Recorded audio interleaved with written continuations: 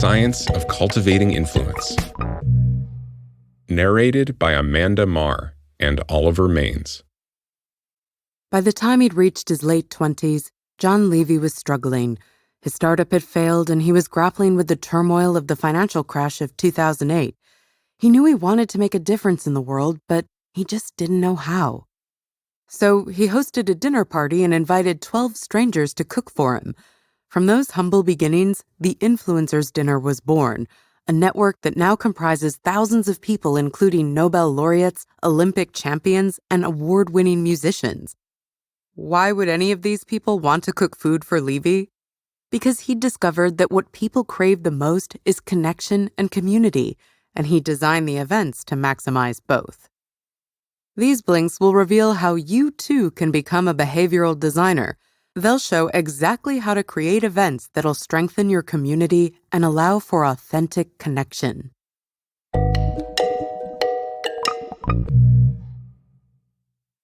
Blink 1 of 9. Have you ever desperately wanted to change your behavior, but just couldn't get yourself to do it? That's what happened to Jean Nidetch, a woman desperate to lose weight. She knew she should change her diet and exercise habits, but she didn't know how to make herself commit. Whenever she went to the doctor, he'd just give her a new diet plan. Full of motivation, she'd stick to the diet religiously for a few weeks or months. But eventually, she'd get tired, revert to her old eating patterns, and gain back all the weight she'd lost. Jean's breakthrough came when she realized that thousands of women around her were having the same problems. They just weren't talking about it. The key message here is, human connection is the key ingredient in any successful business or social movement. Jean decided to break the silence. She invited a group of women to her home to discuss their experiences with weight loss and dieting. The women were thrilled to finally have the chance to talk openly and get support. In fact, the event was so successful that more and more people started coming each week. And people who had struggled for years were finally able to lose weight. That group became a little multi-million-dollar business called Weight Watchers. Why was it so successful? Because it tapped into our deep need for connection. Humans evolved in tribes. We've always needed each other for survival. But today, many people feel isolated and alienated, which has terrible effects on their well-being. In fact, research by social psychologist Matt Lieberman and his team has shown that social isolation lights up the same areas of the brain that react to physical pain. What's more, loneliness has serious consequences for our physical health. Being socially isolated has the same health risks as smoking a pack of cigarettes every day. Successful companies, community movements, and activist protests all have something in common. They give people the chance to connect with others. They also give them the opportunity to be part of something bigger than themselves. By creating these engaged, trust-filled communities, people and organizations can have real and lasting influence. Blink 2 of 9. Who do you trust the most in life? Is it your best friend since childhood? Or perhaps your family doctor? Humans are wired to build trusting relationships with other people. After all, it's how we've survived for so long. But trusting other people can also make us vulnerable to getting hurt. So we've developed handy screening mechanisms and biases to make it easier to know who to trust and who to avoid. For example, we routinely put our trust in experts like plumbers or doctors. This is especially the case if we think they have expertise that we lack. Or we trust people who are familiar to us. In fact, the longer we're exposed to something, the more likely we are to trust it. A survey of the top 100 trusted companies revealed that only 2 were founded in the last 20 years. The key message here is, building trust quickly is essential to creating community. Now, you typically won't have 20-plus years to build trust with new friends, colleagues, or clients. So how do you build trust quickly? One way to do it is to rely on trusted referrals. Cutco Cutlery used this trick to become the leading seller of cutlery in the U.S. over the last 30 years. The company doesn't use advertising or sell in shops. Rather, it sells to a network of people door to door. When Cutco sellers visit new clients, they make sure to emphasize that they've been referred by a trusted friend or neighbor. The new client then tends to trust them on the basis that their friends do. This is known as the halo effect, and it's a powerful shortcut for building trust. Another surefire strategy is to place people in a situation where they're required to be vulnerable with one another. Think of the hazing process at a college sorority or the extreme training that new military recruits undergo during boot camp. When people reveal vulnerability and mutually receive help, they create what researcher Jeffrey Pulzer calls vulnerability loops, which quickly boost trust within a community. Of course, you probably don't want to attract new friends or clients through a boot camp or hazing ordeal. So be creative. Design your own events that draw on the trust-building power of the halo effect and vulnerability loops. Blink 3 of 9. We have a tendency to shower people we want to impress with expensive gifts. Surely if they see how generous we are, they'll start to care about us or our business, right? The thinking is understandable, but it's also completely wrong. The truth is that people value the opportunity to give more than they value the opportunity to receive. That's something Benjamin Franklin knew very well. He once wanted to gain the support of a political rival, but instead of trying to flatter him or buy his loyalty, he tried another tack. He asked his rival to lend him a rare book from his library.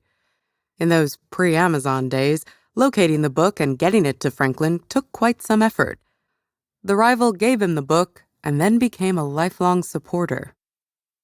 The key message here is, people value things they've contributed to more than things they've been given. Why did that tactic work? Because people care about things they put effort into. This insight is something that furniture giant IKEA has leveraged into an extraordinary business. Think of the last time you shopped there, lugging flat-pack furniture around an enormous warehouse and then going home to spend hours assembling a chest of drawers. Sounds pretty grueling, doesn't it? But it's also an experience, almost a rite of passage. Putting in the effort to assemble those drawers makes us value them much more than if we bought a finished product off the shelf. So, if you want to create an event or experience that friends or clients will value, don't invite them to a fancy dinner. Instead, create an event where they'll be required to make an effort. Think, for example, of volunteering at a soup kitchen together, or go on a hike. You'll find that these kinds of situations offer much more opportunity for real bonding, and they'll create more actual value for your clients. If you do decide to host a dinner, then make sure that guests have an opportunity to contribute. At the author's famous influencer dinners, 12 strangers are brought together to share a meal. But there's a catch. They have to cook it themselves in under an hour. In the rush to complete the meal, these strangers become united in their common task. As they cook, they chat easily and have the chance to drop their usual social shields. And, at the end, they enjoy a meal that tastes all the better for the work that went into it. Blink 4 of 9. In 2008, Iggy Ignatius was a Florida real estate developer who just built a community of retirement homes. It seemed poised for great success. But then America experienced an enormous financial crash. The property market in Florida plummeted, and much bigger homes sold for a fraction of the price that Ignatius was charging. He feared the worst, but in the end, all of his homes sold out, in spite of the fact that they were so much more expensive. But why? Ignatius's development was targeted at Indian retirees who would have loved to move back to India but were bound to America by family ties. Ignatius created a retirement community that offered Indian food, yoga, and Bollywood movie screenings. In short, it offered the promise of allowing retirees to connect with an Indian community and culture right there in Florida. That prospect was so compelling that it was worth the extra money.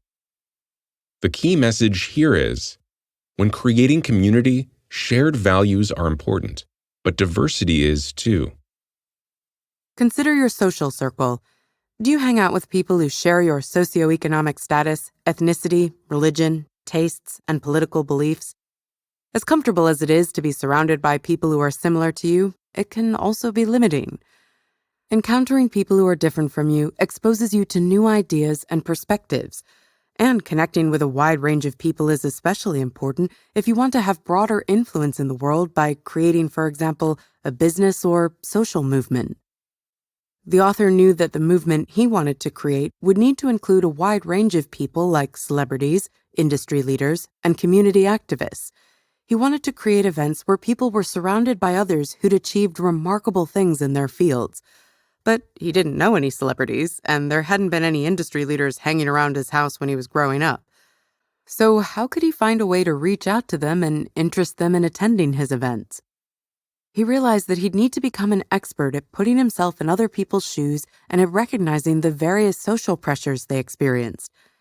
Even more importantly, he'd have to figure out what they valued and how he could contribute to their lives. Blink 5 of 9. Let's say you're designing an event and you'd love for Oprah to be a VIP guest. Or perhaps you want to invite the CEO of a Fortune 500 company you admire, or a community activist. But none of these people are in your immediate social circles. So how do you go about connecting with them? And even more importantly, how can you make sure that they'll actually want to come to your event? The truth is, you can connect with anyone if you approach them with empathy and consideration. But you need to understand the unique social pressures that different groups of people face, and then develop tailor-made invitations that contribute to their lives. The key message here is, you can connect with anyone if you learn to put yourself in their shoes. Global influencers like Oprah are so strapped for time that it's fruitless to reach out to them directly. It's much better to build relationships with people in their orbit, like friends or personal assistants, and then ask for an introduction from someone they trust. Industry leaders are more approachable, but they're also extremely busy. You have to make sure that you offer them an opportunity to participate in an event with real value. TED conferences are so popular with industry leaders because they offer just that. They're generous in that they provide valuable chances for exposure and learning. They're novel compared to stodgy traditional conferences, and they're well curated. The organizers always make sure that attendees are at least as interesting as the people talking on stage. Finally, they offer the opportunity for the audience to experience moments of awe. Events designed along these principles will always be very appealing to leaders. Connecting with community influencers requires a slightly different approach. Red Bull wanted to reach out to artists and clubgoers. Most companies would sponsor a trendy music festival or pay a celebrity for endorsement. But Red Bull took another approach. It set up its own music academy. Over the last 2 decades, the Academy has trained over 1,000 musicians and spawned a music festival and radio station. These initiatives provide real skills, opportunities, and resources for young musicians. Channeling its funds into direct community support has allowed Red Bull to build intense brand loyalty. Next time you're thinking about who you'd like to connect with, take some time to put yourself in their shoes. How can you offer an invitation that will make a real contribution to their lives? Blink 6 of 9. The word community is bandied around all the time, but what does it actually mean? Communities are more than just groups of people. They're people who feel a special sense of belonging to one another and to a common cause. Researchers David McMillan and Davis Chavis studied all kinds of communities and defined 4 key pillars. The key message here is, strong communities make people feel like they belong. The first pillar of a community is membership. There needs to be a clear demarcation between the people within a community and those who are outside. That could be defined by officially signing up for a club, being selected for an academic committee, or demonstrating allegiance by wearing a particular uniform, like for a sports team or Girl Scouts. Less tangibly, membership is created when people feel emotional safety within a community. That's something Jake White, the coach of the Springboks rugby team, understood very well. He was tasked with helping the ailing South African team prepare for the World Cup in 2007.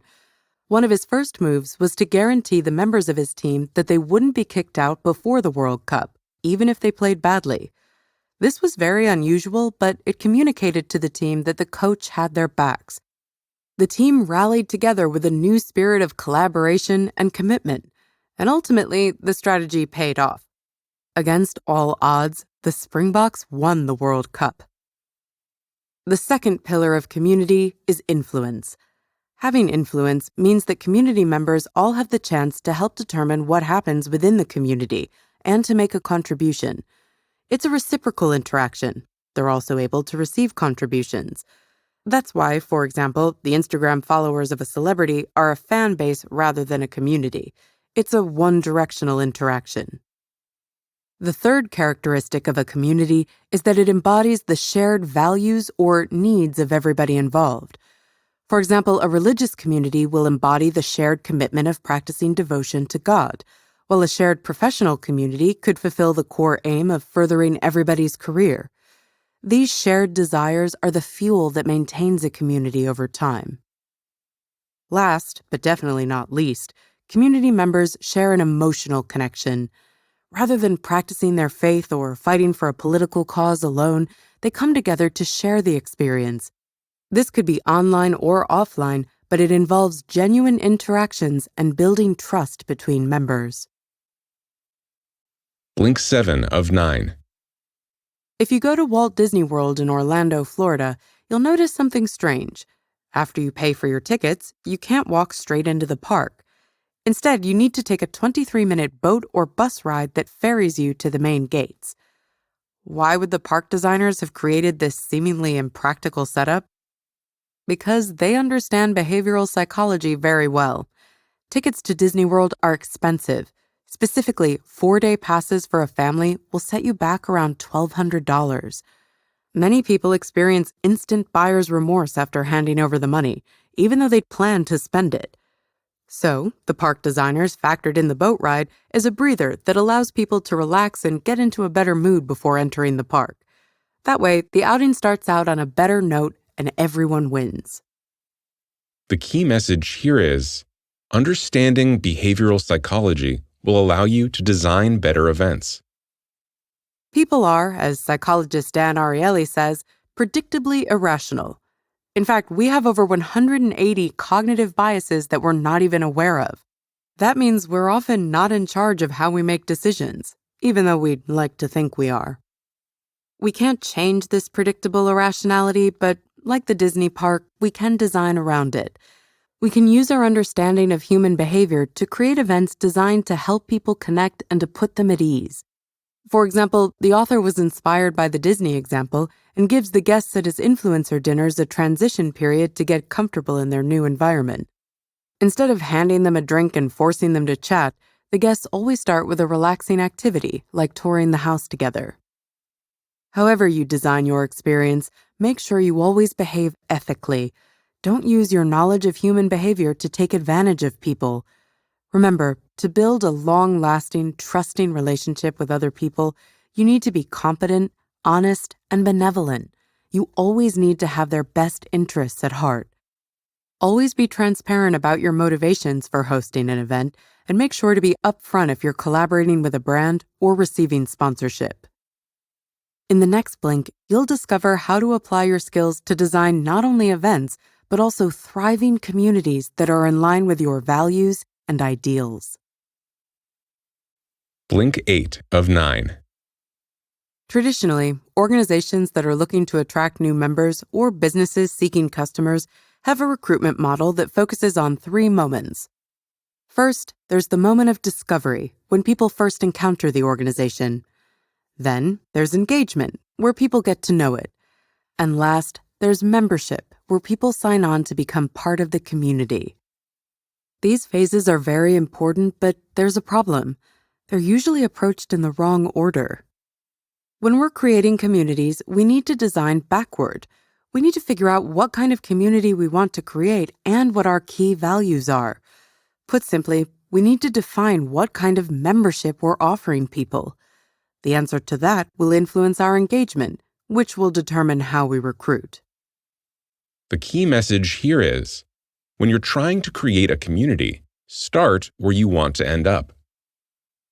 Tina Roth Eisenberg's community building efforts in the field of art and design have been so successful precisely because she started with the end in mind. The Swiss designer was lonely and isolated upon arrival in the United States. She found it hard to meet other artists and designers. Apart from the language barrier, she noticed that people from different creative disciplines tended to stick to themselves, and professional conferences were so expensive that she couldn't afford to go. Tina decided to make a space for the creative community to get inspired and collaborate in an accessible setting. She designed an event series called Creative Mornings and put out a call on her blog. With her key goals in mind, she made sure that the events were free so anyone could attend. She made the events creatively inspiring by including talks and performances, and she created many opportunities for people to meet and collaborate with each other. Perhaps most importantly of all, she was consistent. She hosted the event every month instead of having a one-off affair, so people could build on their encounters and feel a sense of belonging to a larger movement. This type of consistency is essential when you're trying to grow a community. The format was so successful that Creative Mornings are now hosted in 216 cities across 67 countries. The events are still free, and they represent the spirit of creative collaboration that Tina originally envisioned. Blink 9 of 9. The prospect of creating your own community might be intimidating.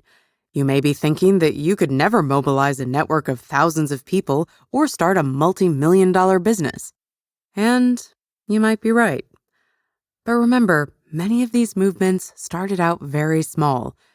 Jean Nidetch simply invited a few people over to talk about weight loss. Tina Roth Eisenberg looked for a way to make more artist friends. These communities grew from an authentic personal need, and they expanded because lots of people shared that need. The key message here is, the most powerful social movements started over a cup of coffee. When you're creating your own events, start small. Identify something you care about, and then think of how you would like to contribute to a community of people.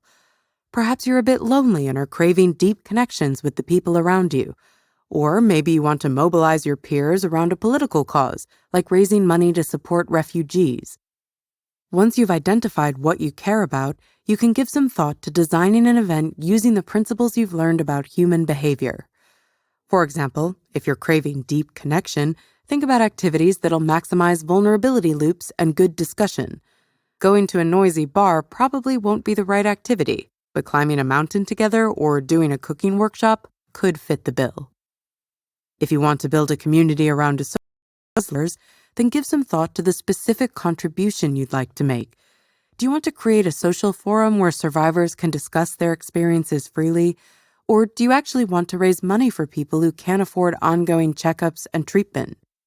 Depending on your answers to these questions, you can work out who you need to connect with and how to design your events. And if you're starting a business, drawing on these principles can help you engage with and recruit the right people in a competitive hiring market. Remember that people value company culture almost as much as their paycheck. Think about the culture you're creating and how you're communicating your company's core values through every aspect of recruitment and training. Whatever you're designing, remember that the key is to issue an invitation for people to connect and become part of something larger than themselves. You've just listened to our blinks to You're Invited by John Levy. The key message in these blinks is that the secret to all successful companies and social movements is that they mobilize groups of people to bond with one another and form strong communities. Understanding behavioral psychology will allow you to design events that maximize the potential for connection and collaboration. Through these events, you can create social, corporate, or cause-based communities that reflect your key values. And here's some more actionable advice. Abandon networking. Networking events are ubiquitous in corporate culture, but they're also universally hated because they're so awkward. And they usually don't help your career very much either. There are too many people crowded together for you to identify the few that could really influence your business. Instead of going to networking events, choose activities you love, where you have the chance to make genuine connections with people. Not only will these interactions prove more helpful in the long run, you'll also have much more fun. Have you got any feedback? We'd love to hear what you think about our content. Just drop an email to remember@blinkist.com with "You're Invited" as the subject line and share your thoughts.